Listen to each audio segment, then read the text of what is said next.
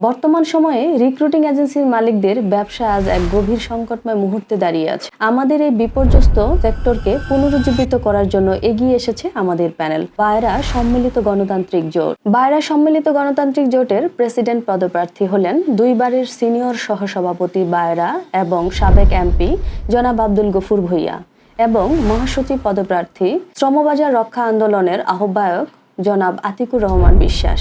তাদের নেতৃত্বে ২৭ জনের পূর্ণাঙ্গ প্যানেলের মধ্যে আমি মাহফুজা আক্তার কার্যনির্বাহী সদস্য পদপ্রার্থী, মাহফুজা ওভারসিজের স্বত্বাধিকারী। পরিবর্তন, ঐক্য ও ন্যায়ের পক্ষে আমাদের পূর্ণাঙ্গ প্যানেল অর্থাৎ ২৭ জনের একটাই লক্ষ্য এবং উদ্দেশ্য, আমাদের অঙ্গীকার সকল সদস্যের সম অধিকার। যদি অতীতে নির্বাচিত নেতৃত্ব বায়রাকে সঠিকভাবে পরিচালনা করত এবং সকল সদস্যের কল্যাণে কাজ করত, তবে আজকে ব্যবসার এই ভঙ্গুর পরিস্থিতি তৈরি হতো না।